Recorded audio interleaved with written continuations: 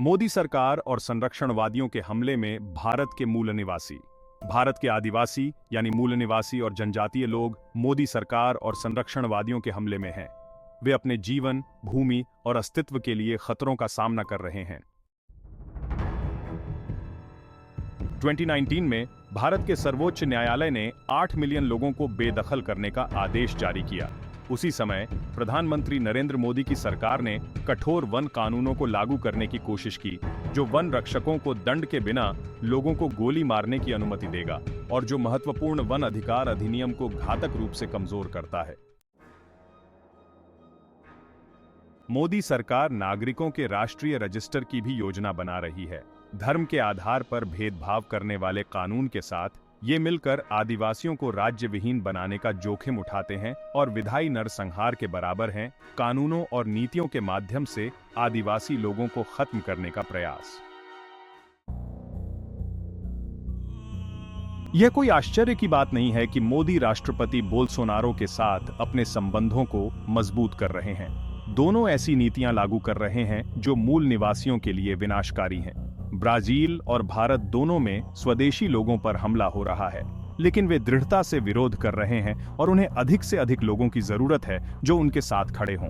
कुछ उदाहरण नीचे दिए गए हैं। एक, 2024 में हरे भरे प्राचीन छत्तीसगढ़ के जंगल में राजस्थान के लिए कोयला खनन के लिए हजारों पेड़ काटे जाएंगे, जिससे आदिवासियों के घर, पानी और आजीविका को खतरा है।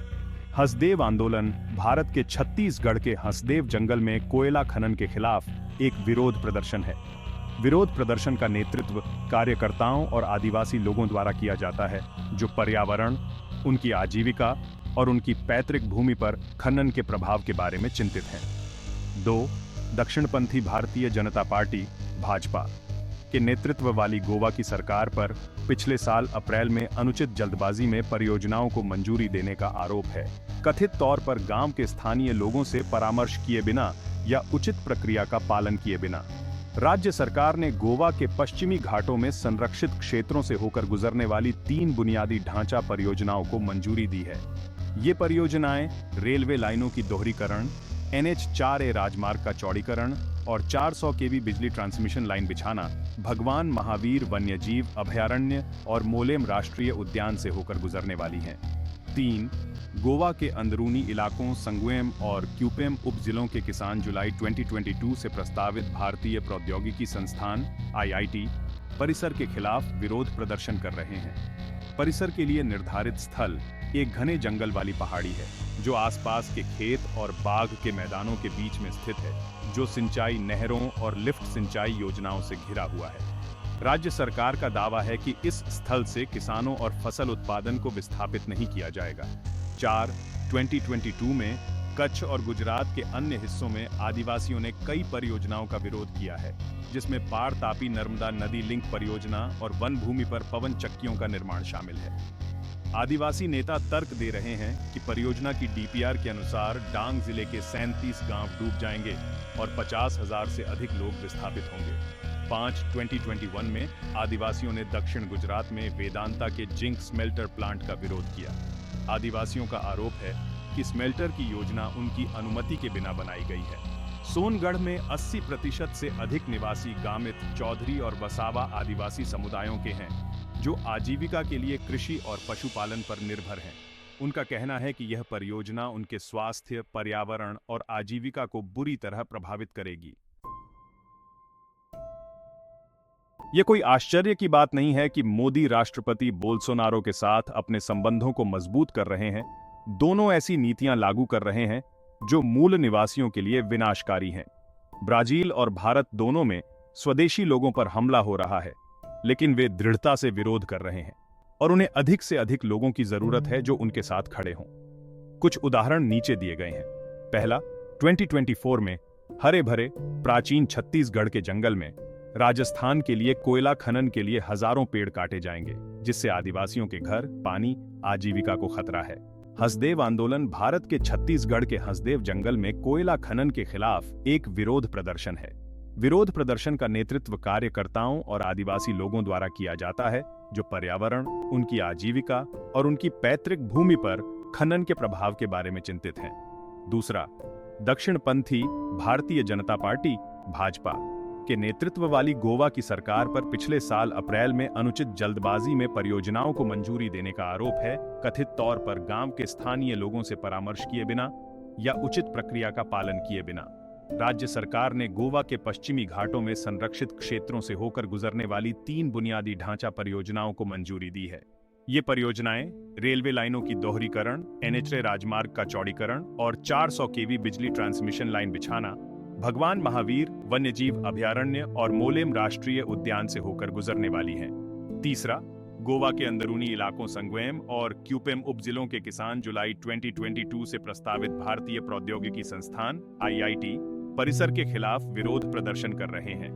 परिसर के लिए निर्धारित स्थल एक घने जंगल वाली पहाड़ी है जो आसपास के खेत और बाग के मैदानों के बीच में स्थित है, जो सिंचाई नहरों और लिफ्ट सिंचाई योजनाओं से घिरा हुआ है। राज्य सरकार का दावा है कि इस स्थल से किसानों और फसल उत्पादन को विस्थापित नहीं किया जाएगा। चौथा, 2022 में कच्छ और गुजरात के अन्य हिस्सों में आदिवासियों ने कई परियोजनाओं का विरोध किया है, जिसमें पार तापी नर्मदा नदी लिंक परियोजना और वन भूमि पर पवन चक्कियों का निर्माण शामिल है।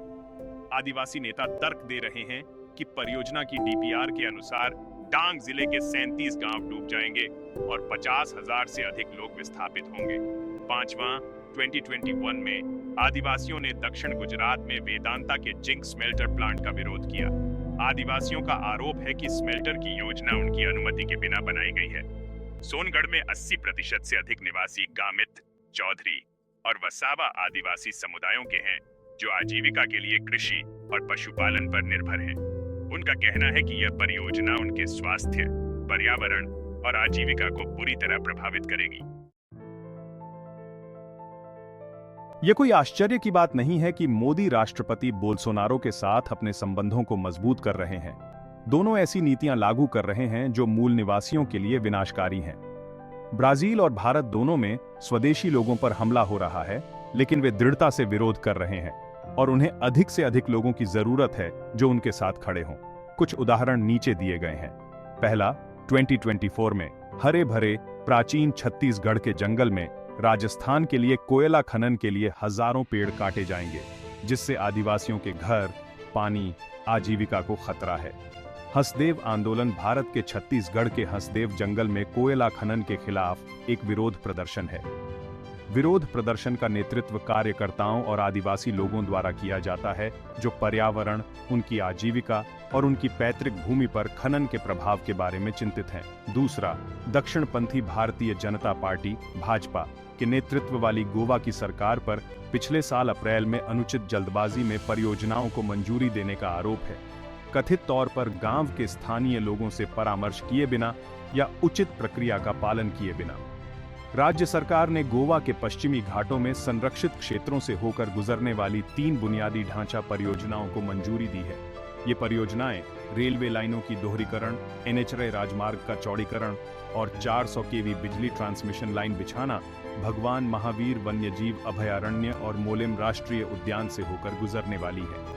तीसरा, गोवा के अंदरूनी इलाकों संगवेम और क्यूपेम उपजिलों के किसान जुलाई 2022 से प्रस्तावित भारतीय प्रौद्योगिकी संस्थान IIT परिसर के खिलाफ विरोध प्रदर्शन कर रहे हैं। परिसर के लिए निर्धारित स्थल एक घने जंगल वाली पहाड़ी है, जो आसपास के खेत और बाग के मैदानों के बीच में स्थित है, जो सिंचाई नहरों और लिफ्ट सिंचाई योजनाओं से घिरा हुआ है। राज्य सरकार का दावा है कि इस स्थल से किसानों और फसल उत्पादन को विस्थापित नहीं किया जाएगा। चौथा, 2022 में कच्छ और गुजरात के अन्य हिस्सों में आदिवासियों ने कई परियोजनाओं का विरोध किया है, जिसमें पार तापी नर्मदा नदी लिंक परियोजना और वन भूमि पर पवन चक्कियों का निर्माण शामिल है।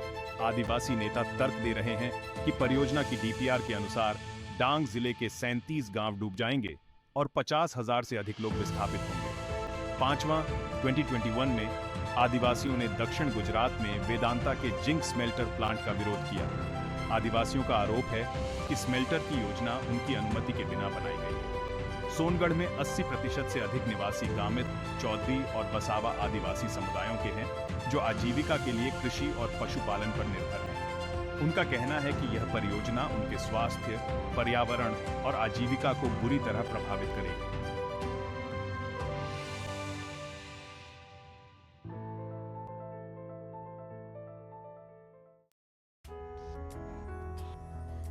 ये कोई आश्चर्य की बात नहीं है कि मोदी राष्ट्रपति बोल्सोनारो के साथ अपने संबंधों को मजबूत कर रहे हैं। दोनों ऐसी नीतियां लागू कर रहे हैं जो मूल निवासियों के लिए विनाशकारी हैं। ब्राजील और भारत दोनों में स्वदेशी लोगों पर हमला हो रहा है, लेकिन वे दृढ़ता से विरोध कर रहे हैं और उन्हें अधिक से अधिक लोगों की जरूरत है जो उनके साथ खड़े हों। कुछ उदाहरण नीचे दिए गए हैं। पहला, 2024 में हरे भरे प्राचीन छत्तीसगढ़ के जंगल में राजस्थान के लिए कोयला खनन के लिए हजारों पेड़ काटे जाएंगे, जिससे आदिवासियों के घर, पानी, आजीविका को खतरा है। हसदेव आंदोलन भारत के छत्तीसगढ़ के हसदेव जंगल में कोयला खनन के खिलाफ एक विरोध प्रदर्शन है। विरोध प्रदर्शन का नेतृत्व कार्यकर्ताओं और आदिवासी लोगों द्वारा किया जाता है, जो पर्यावरण, उनकी आजीविका और उनकी पैतृक भूमि पर खनन के प्रभाव के बारे में चिंतित हैं। दूसरा, दक्षिणपंथी भारतीय जनता पार्टी भाजपा के नेतृत्व वाली गोवा की सरकार पर पिछले साल अप्रैल में अनुचित जल्दबाजी में परियोजनाओं को मंजूरी देने का आरोप है। कथित तौर पर गांव के स्थानीय लोगों से परामर्श किए बिना या उचित प्रक्रिया का पालन किए बिना। राज्य सरकार ने गोवा के पश्चिमी घाटों में संरक्षित क्षेत्रों से होकर गुजरने वाली 3 बुनियादी ढांचा परियोजनाओं को मंजूरी दी है। ये परियोजनाएं रेलवे लाइनों की दोहरीकरण, NH राजमार्ग का चौड़ीकरण और 400 kV बिजली ट्रांसमिशन लाइन बिछाना भगवान महावीर वन्यजीव अभयारण्य और मोलेम राष्ट्रीय उद्यान से होकर गुजरने वाली है। तीसरा, गोवा के अंदरूनी इलाकों संगुएम और क्यूपेम उपजिलों के किसान जुलाई 2022 से प्रस्तावित भारतीय प्रौद्योगिकी संस्थान IIT परिसर के खिलाफ विरोध प्रदर्शन कर रहे हैं। परिसर के लिए निर्धारित स्थल एक घने जंगल वाली पहाड़ी है, जो आसपास के खेत और बाग के मैदानों के बीच में स्थित है, जो सिंचाई नहरों और लिफ्ट सिंचाई योजनाओं से घिरा हुआ है। राज्य सरकार का दावा है कि इस स्थल से किसानों और फसल उत्पादन को विस्थापित नहीं किया जाएगा। चौथा, 2022 में कच्छ और गुजरात के अन्य हिस्सों में आदिवासियों ने कई परियोजनाओं का विरोध किया है, जिसमें पार तापी नर्मदा नदी लिंक परियोजना और वन भूमि पर पवन चक्कियों का निर्माण शामिल है। आदिवासी नेता तर्क दे रहे हैं कि परियोजना की DPR के अनुसार डांग जिले के 37 गांव डूब जाएंगे और 50,000 से अधिक लोग विस्थापित होंगे। पांचवां, 2021 में आदिवासियों ने दक्षिण गुजरात में वेदांता के जिंक स्मेल्टर प्लांट का विरोध किया। आदिवासियों का आरोप है कि स्मेल्टर की योजना उनकी अनुमति के बिना बनाई गई है। सोनगढ़ में 80% से अधिक निवासी गामित, चौधरी और बसावा आदिवासी समुदायों के हैं, जो आजीविका के लिए कृषि और पशुपालन पर निर्भर हैं। उनका कहना है कि यह परियोजना उनके स्वास्थ्य, पर्यावरण और आजीविका को बुरी तरह प्रभावित करेगी।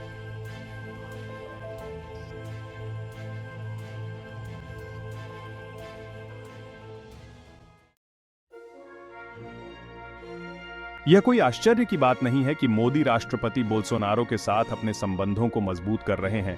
दोनों ऐसी नीतियां लागू कर रहे हैं जो मूल निवासियों के लिए विनाशकारी हैं। ब्राजील और भारत दोनों में स्वदेशी लोगों पर हमला हो रहा है, लेकिन वे दृढ़ता से विरोध कर रहे हैं और उन्हें अधिक से अधिक लोगों की जरूरत है जो उनके साथ खड़े हों।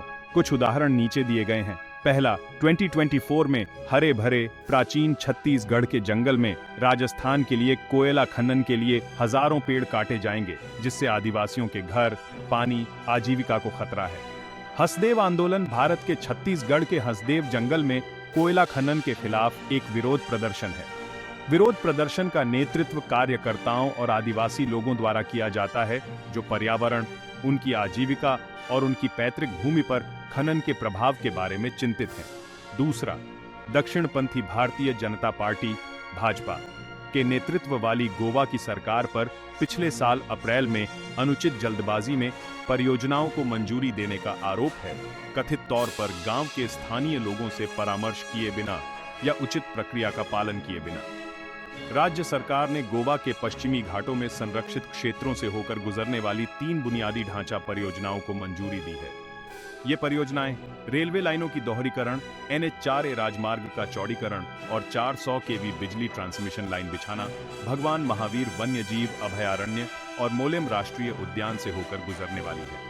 तीसरा, गोवा के अंदरूनी इलाकों संगुएम और क्यूपेम उपजिलों के किसान जुलाई 2022 से प्रस्तावित भारतीय प्रौद्योगिकी संस्थान IIT परिसर के खिलाफ विरोध प्रदर्शन कर रहे हैं। परिसर के लिए निर्धारित स्थल एक घने जंगल वाली पहाड़ी है, जो आसपास के खेत और बाग के मैदानों के बीच में स्थित है। जो सिंचाई नहरों और लिफ्ट सिंचाई योजनाओं से घिरा हुआ है। राज्य सरकार का दावा है कि इस स्थल से किसानों और फसल उत्पादन को विस्थापित नहीं किया जाएगा। चौथा, 2022 में कच्छ और गुजरात के अन्य हिस्सों में आदिवासियों ने कई परियोजनाओं का विरोध किया है, जिसमें पार तापी नर्मदा नदी लिंक परियोजना और वन भूमि पर पवन चक्कियों का निर्माण शामिल है। आदिवासी नेता तर्क दे रहे हैं कि परियोजना की डीपीआर के अनुसार डांग जिले के 37 गांव डूब जाएंगे और 50,000 से अधिक लोग विस्थापित होंगे। पांचवा, 2021 में आदिवासियों ने दक्षिण गुजरात में वेदांता के जिंक स्मेल्टर प्लांट का विरोध किया। आदिवासियों का आरोप है कि स्मेल्टर की योजना उनकी अनुमति के बिना बनाई गई है। सोनगढ़ में 80% से अधिक निवासी गामित, चौधरी और वसावा आदिवासी समुदायों के हैं, जो आजीविका के लिए कृषि और पशुपालन पर निर्भर हैं। उनका कहना है कि यह परियोजना उनके स्वास्थ्य, पर्यावरण और आजीविका को बुरी तरह प्रभावित करेगी। यह कोई आश्चर्य की बात नहीं है कि मोदी राष्ट्रपति बोल्सोनारो के साथ अपने संबंधों को मजबूत कर रहे हैं। दोनों ऐसी नीतियां लागू कर रहे हैं जो मूल निवासियों के लिए विनाशकारी हैं। ब्राजील और भारत दोनों में स्वदेशी लोगों पर हमला हो रहा है, लेकिन वे दृढ़ता से विरोध कर रहे हैं और उन्हें अधिक से अधिक लोगों की जरूरत है जो उनके साथ खड़े हों।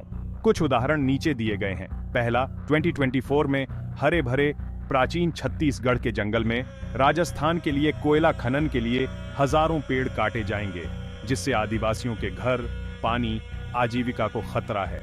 हसदेव आंदोलन भारत के छत्तीसगढ़ के हसदेव जंगल में कोयला खनन के खिलाफ एक विरोध प्रदर्शन है।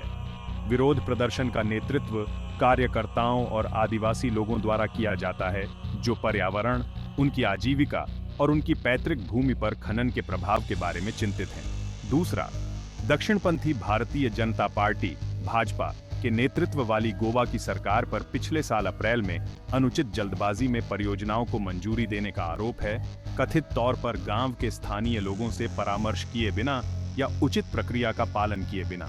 राज्य सरकार ने गोवा के पश्चिमी घाटों में संरक्षित क्षेत्रों से होकर गुजरने वाली 3 बुनियादी ढांचा परियोजनाओं को मंजूरी दी है। ये परियोजनाएं रेलवे लाइनों की दोहरीकरण, NH4A राजमार्ग का चौड़ीकरण और 400 kV बिजली ट्रांसमिशन लाइन बिछाना, भगवान महावीर वन्यजीव अभयारण्य और मोलेम राष्ट्रीय उद्यान से होकर गुजरने वाली है। तीसरा, गोवा के अंदरूनी इलाकों संगुएम और क्यूपेम उपजिलों के किसान जुलाई 2022 से प्रस्तावित भारतीय प्रौद्योगिकी संस्थान IIT परिसर के खिलाफ विरोध प्रदर्शन कर रहे हैं। परिसर के लिए निर्धारित स्थल एक घने जंगल वाली पहाड़ी है, जो आसपास के खेत और बाग के मैदानों के बीच में स्थित है, जो सिंचाई नहरों और लिफ्ट सिंचाई योजनाओं से घिरा हुआ है। राज्य सरकार का दावा है कि इस स्थल से किसानों और फसल उत्पादन को विस्थापित नहीं किया जाएगा। चौथा, 2022 में कच्छ और गुजरात के अन्य हिस्सों में आदिवासियों ने कई परियोजनाओं का विरोध किया है, जिसमें पार तापी नर्मदा नदी लिंक परियोजना और वन भूमि पर पवन चक्कियों का निर्माण शामिल है। आदिवासी नेता तर्क दे रहे हैं कि परियोजना की डीपीआर के अनुसार डांग जिले के 37 गांव डूब जाएंगे और 50,000 से अधिक लोग विस्थापित होंगे। पांचवा, 2021 में आदिवासियों ने दक्षिण गुजरात में वेदांता के जिंक स्मेल्टर प्लांट का विरोध किया। आदिवासियों का आरोप है कि स्मेल्टर की योजना उनकी अनुमति के बिना बनाई गई है। सोनगढ़ में 80% से अधिक निवासी गामित, चौधरी और वसावा आदिवासी समुदायों के हैं, जो आजीविका के लिए कृषि और पशुपालन पर निर्भर हैं। उनका कहना है कि यह परियोजना उनके स्वास्थ्य, पर्यावरण और आजीविका को बुरी तरह प्रभावित करेगी। स्टैच्यू ऑफ यूनिटी के आसपास के 14 गांवों के सैकड़ों आदिवासियों ने रविवार को गुजरात सरकार द्वारा क्षेत्र के विकास के लिए उनकी भूमि के अधिग्रहण के खिलाफ मानव श्रृंखला बनाई, जिससे उनका कहना है कि उनकी आजीविका प्रभावित होगी। गुजरात सरकार कॉरपोरेट्स को जमीन दे रही है, लेकिन वह भूमिहीन दलितों और आदिवासियों को जमीन देने में विफल रही है। विविधता और पहचान पर हमला। मोदी के भारत में विविधता पर हमला हो रहा है और गैर हिंदू नागरिकों पर इसका प्रभाव गंभीर है। भारत में मुसलमानों पर पड़ने वाले प्रभावों के बारे में राष्ट्रीय और अंतर्राष्ट्रीय चिंताएं बढ़ रही हैं, लेकिन इस बारे में कम जागरूकता है कि नए कानून और नीतियां आदिवासी समुदायों को कैसे प्रभावित करेंगी।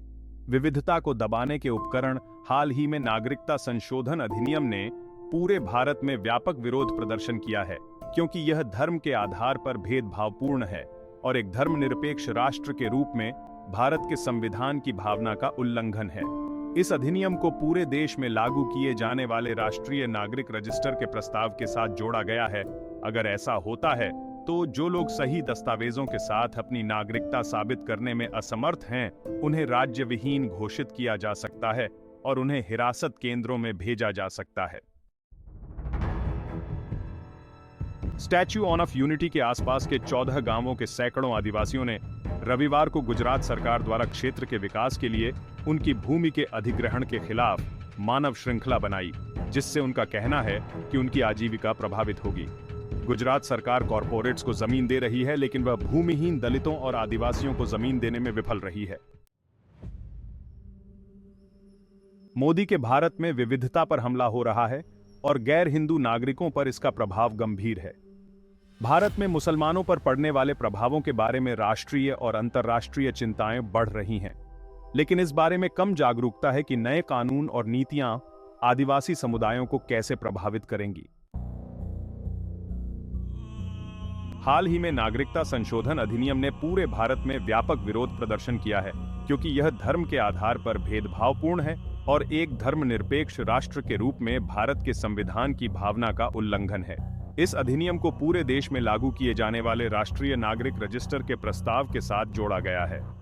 अगर ऐसा होता है तो जो लोग सही दस्तावेजों के साथ अपनी नागरिकता साबित करने में असमर्थ हैं, उन्हें राज्य विहीन घोषित किया जा सकता है और उन्हें हिरासत केंद्रों में भेजा जा सकता है।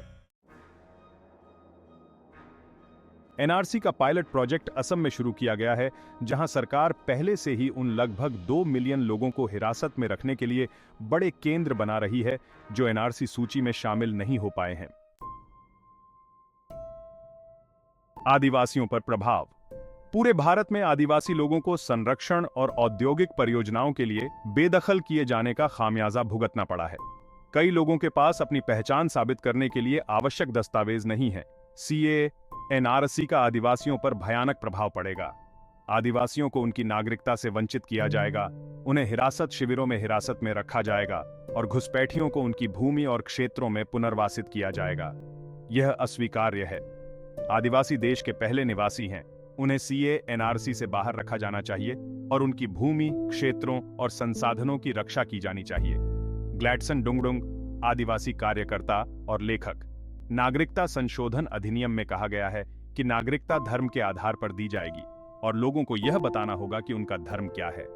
केवल प्रमुख धर्मों को ही मान्यता दी जाती है, देश के कई आदिवासियों के धर्मों को नहीं, जिनकी मान्यताएं उनकी जमीन से उनके जुड़ाव में दृढ़ता से निहित हैं। दस्तावेजों की कमी और एक प्रमुख धर्म में फिट होने के लिए मजबूर होना आदिवासियों के लिए बेहद खतरनाक है। महत्वपूर्ण कानून पर सवाल।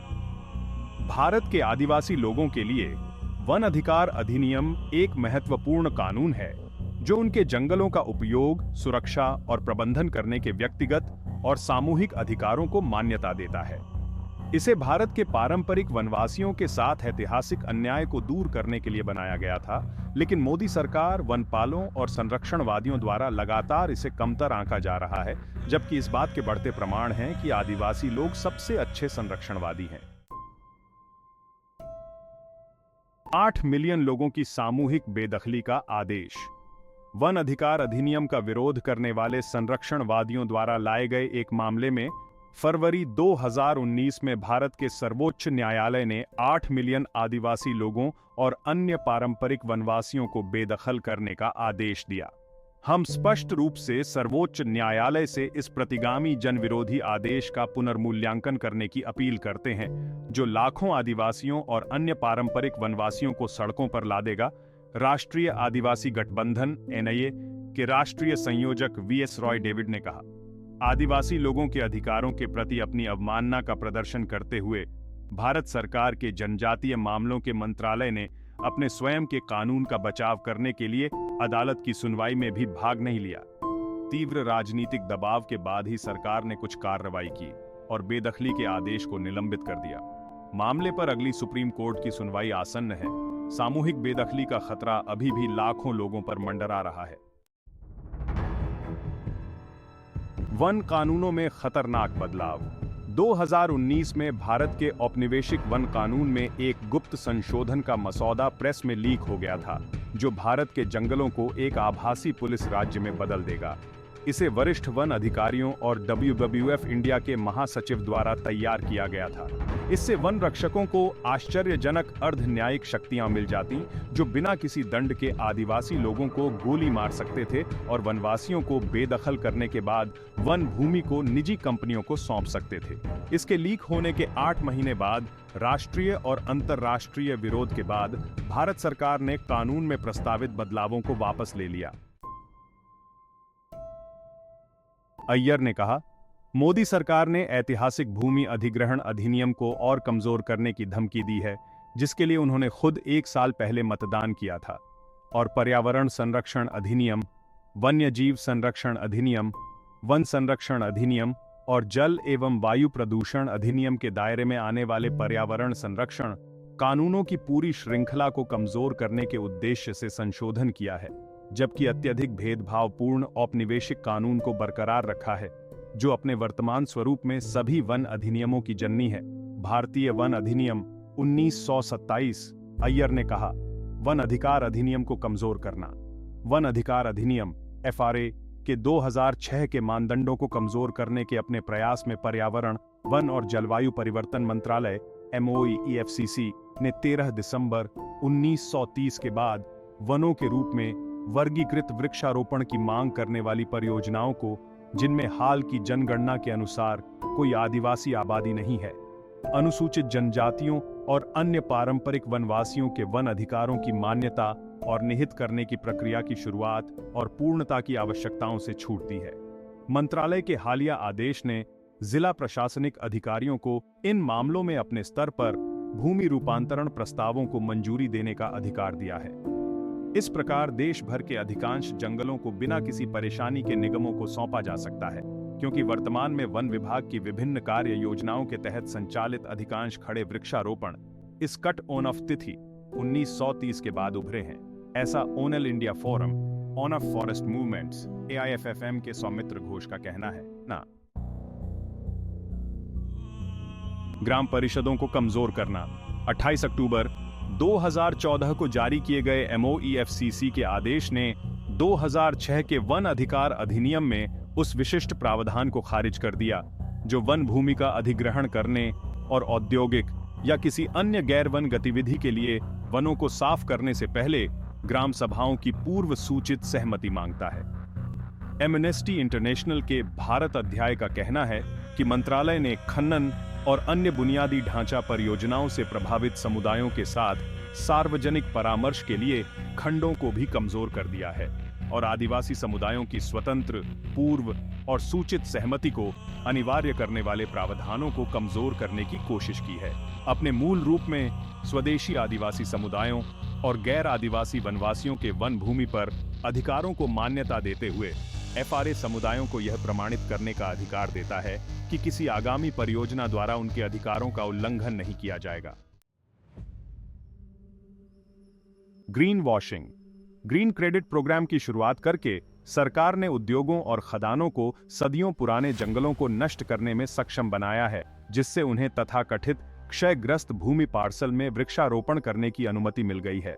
इससे प्राकृतिक वन क्षेत्र और खुले जंगल, झाड़ियां, घास के मैदान नष्ट हो जाएंगे, जिन्हें गैर जिम्मेदाराना ढंग से क्षरित भूमि कहा जाता है। इस बीच सरकार ने 2023 में कार्बन क्रेडिट ट्रेडिंग स्कीम को भी अधिसूचित किया है, जिसे 2024 में स्वैच्छिक बाजार को शामिल करने के लिए संशोधित किया गया है, जो उत्सर्जन को सीमित करने के बजाय आकर्षक कार्बन बाजार से लाभ कमाने के लिए केवल व्यावसायिक हित को बढ़ावा देगा। तटों और तटीय पारिस्थितिकी के विनाश की अनुमति देना। तटीय विनियमन क्षेत्र अधिसूचना 2011, जिसे तटीय समुदायों की आजीविका सुरक्षा सुनिश्चित करने और तटीय क्षेत्रों को संरक्षित करने के लिए पेश किया गया था, को कई बार संशोधित करके प्रमुख कमजोरियां लाई गईं। मछली पकड़ने वाले समुदायों की भारी सार्वजनिक आपत्तियों को नजरअंदाज करते हुए 2019 में एक नई CRZ अधिसूचना पेश की गई, जिसने 2011 की अधिसूचना के तहत सुरक्षा उपायों को कमजोर कर दिया। 2019 की अधिसूचना समुद्र तट के साथ नो डेवलपमेंट जोन को पहले के 200 मीटर से घटाकर 50 मीटर कर देती है, जिससे वाणिज्यिक निर्माणों के लिए तट खुल जाते हैं। एक ओर जहां सुरक्षा उपायों में ढील दी गई है, वहीं देश के 1382 द्वीपों में से कई विकास परियोजनाओं बढ़ते समुद्र स्तर और बेमौसम चक्रवाती तूफानों के कारण गंभीर खतरे का सामना कर रहे हैं, जो उनकी स्थिरता और अस्तित्व पर भारी पड़ रहे हैं। जबकि चरम जलवायु घटनाएं तटीय क्षेत्रों को प्रभावित कर रही हैं, मौजूदा सरकार द्वारा 72,000 करोड़ रुपए की ग्रेट निकोबार मेगा परियोजना जैसी विकास परियोजनाओं को तेजी से आगे बढ़ाया गया है। इसका उद्देश्य निकोबार द्वीप में 130 वर्ग किलोमीटर वन क्षेत्र को टाउनशिप, ट्रांसशिपमेंट टर्मिनल और हवाई अड्डे सहित कई बुनियादी ढांचा परियोजनाओं की ओर मोड़ना है। जलवायु परिवर्तन पर कोई कार्रवाई नहीं। सरकार ने जलवायु परिवर्तन शमन की दिशा में कोई कदम नहीं उठाया है। जंगलों का बढ़ता हुआ दोहन, बेलगाम खनन, अनियंत्रित प्रदूषण और अनियंत्रित औद्योगिकरण ने समस्या को और बदतर बना दिया है। इसके अतिरिक्त प्रतिपूरक वनीकरण और बड़े पैमाने पर नवीकरणीय ऊर्जा परियोजनाओं के लिए आम भूमि को मोड़कर तटों के आसपास गैर विकास क्षेत्रों को कम करके सरकार ने कमजोर समुदायों के लिए जलवायु परिवर्तन के अनुकूल होना भी मुश्किल बना दिया है। पर्यावरण कार्यकर्ताओं को चुप कराना। न तो यह सरकार स्थिरता की दिशा में आगे बढ़ी है और न ही इसने पर्यावरण के लिए लड़ने वालों को अपनी आवाज उठाने की अनुमति दी है। ग्लोबल विटनेस द्वारा 2017 में जारी defenders of the earth report के अनुसार पर्यावरण कार्यकर्ताओं द्वारा भारत को चौथा सबसे खतरनाक देश बताया गया था। रिपोर्ट में भारत में बिगड़ती स्थिति के लिए आदिवासी समूहों सहित पर्यावरण कार्यकर्ताओं को विकास विरोधी अपराधी के रूप में बदनाम करने, पुलिस की बढ़ती बर्बरता और विदेशी योगदान विनियमन अधिनियम (FCRA) का उपयोग करके नागरिक समाज पर शिकंजा कसने को जिम्मेदार ठहराया गया है। टाइगर रिजर्व से बेदखली। भारतीय टाइगर रिजर्व में रहने वाले हजारों आदिवासियों का जीवन संरक्षण के नाम पर बर्बाद किया जा रहा है। WCS जैसे संरक्षण NGO के समर्थन से भारत सरकार उन्हें उस जमीन से अवैध रूप से बेदखल कर रही है जहां वे हमेशा से रहते आए हैं और जिसकी उन्होंने हमेशा रक्षा की है। उन्हें अक्सर धमकाया जाता है, धोखा दिया जाता है और उन्हें अपने जंगल के घरों को छोड़ने के लिए सहमत होने के लिए परेशान किया जाता है। सरकार का दावा है कि यह स्वैच्छिक स्थानांतरण है, लेकिन सर्वाइवल की जांच ने स्पष्ट रूप से दिखाया है कि कई मामलों में बेदखली स्वतंत्र, पूर्व और सूचित सहमति के बिना हो रही है और इसलिए यह अवैध है। मोदी सरकार द्वारा वन अधिकार अधिनियम को कमजोर करने के प्रयास, धार्मिक विविधता पर हमले और नागरिकता साबित करने में कठिनाइयों के साथ मिलकर आदिवासियों को जबरन बेदखल किए जाने के प्रति और भी अधिक संवेदनशील बना दिया है। विविधता और जैव विविधता पर हमला। साक्ष्य दर्शाते हैं कि स्वदेशी लोग सबसे अच्छे संरक्षणवादी हैं। इसलिए आदिवासियों के भूमि, जीवन और जीवन के तरीकों पर हमले भारत की जैव विविधता पर भी हमला है। हम जंगल को कैसे नुकसान पहुंचा सकते हैं? हम ही जंगल को बचाने वाले हैं। जब तक हम यहाँ हैं, जंगल ठीक रहेगा। अगर हम यहाँ से चले गए तो जंगल नहीं बचेगा। हम जंगल के रक्षक हैं। अगर हम इसे नहीं बचाएंगे तो क्या होगा? अगर हम चले गए तो जंगल की रक्षा कौन करेगा? सुकरम भैया, बैगा व्यक्ति को अचानक मार टाइगर रिजर्व से बेदखल किए जाने की धमकी दी गई। विविधता को मिटाना। भारत में विविधता के विरुद्ध हमले में एक प्रमुख हथियार स्कूली शिक्षा है। आदिवासी बच्चों के लिए राज्य और निजी शिक्षा का अधिकांश हिस्सा उन्हें उनकी आदिवासी पहचान से वंचित करने और उन्हें मुख्य धारा में शामिल करने के लिए तैयार किया जाता है। हमारा फैक्ट्री स्कूल अभियान आदिवासियों पर इस हमले को उजागर कर रहा है और उसका विरोध कर रहा है, जिसे शिक्षा के नाम पर पेश किया जाता है और स्वदेशी शिक्षा को स्वदेशी नियंत्रण में रखने का आह्वान किया जाता है। पर्यावरण। सरकार की अंतिम चिंता। पर्यावरण कानूनों को कमजोर करने का आदेश स्पष्ट संकेत देता है कि मोदी सरकार पर्यावरण के मुद्दों के बारे में कम चिंतित है। भारत में पर्यावरण कानून और नीति के सहलेखक आर्मिन रोसेनक्रांच कहते हैं, यह स्पष्ट है कि सरकार वर्तमान में लागू पर्यावरण कानूनों को एक बाधा के रूप में मानती है और पर्यावरण संरक्षण और सतत विकास की कीमत पर विकास की प्रक्रिया को तेज करना चाहती है। भारत में पर्यावरण कानूनों का एक आभासी जाल है, जो कथित तौर पर वनों की रक्षा और प्रकृति को संरक्षित करने के लिए हैं। फिर भी सरकार ने अक्सर छल कपट करके औद्योगिक परियोजनाओं को त्वरित मंजूरी दिलाने में मदद करने के लिए प्रमुख पर्यावरण कानूनों को कमजोर कर दिया है। उदाहरण के लिए, अधिकांश निर्माण परियोजनाओं को अब पर्यावरणीय प्रभाव आकलन या EIA की आवश्यकता नहीं है, जिसे कभी पर्यावरण संरक्षण की आधारशिला माना जाता था।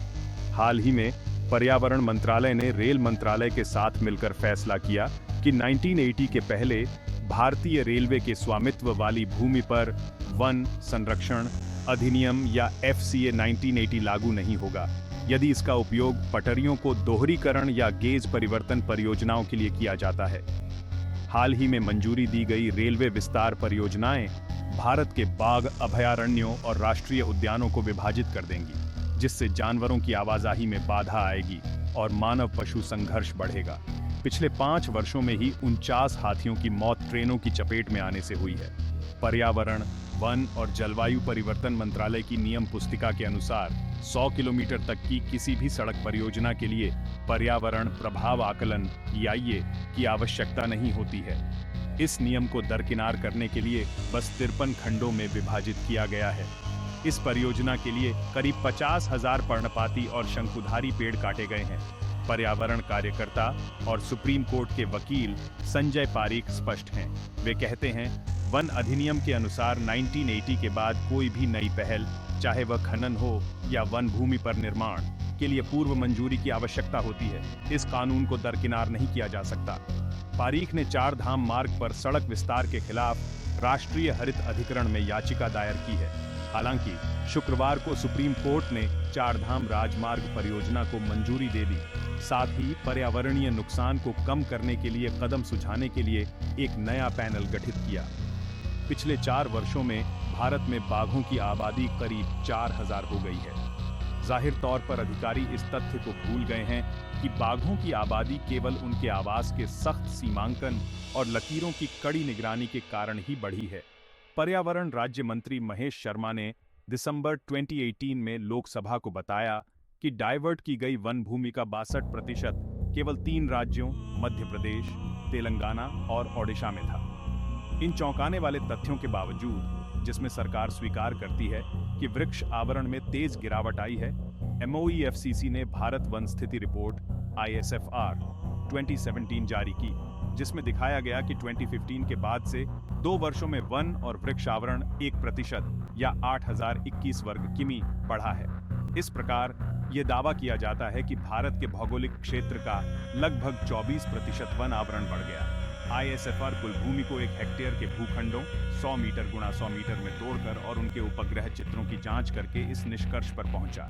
यदि उसे 1 हेक्टेयर भूखंड के 10% से अधिक क्षेत्र में वृक्षों की छतरी मिली, तो IFSR ने निष्कर्ष निकाला कि इसे वन आवरण के रूप में वर्गीकृत किया जा सकता है। परिणाम स्वरूप पार्क, बाग, लकड़ी, चाय और कॉफी के बागान सभी को वनों का नाम दिया गया है।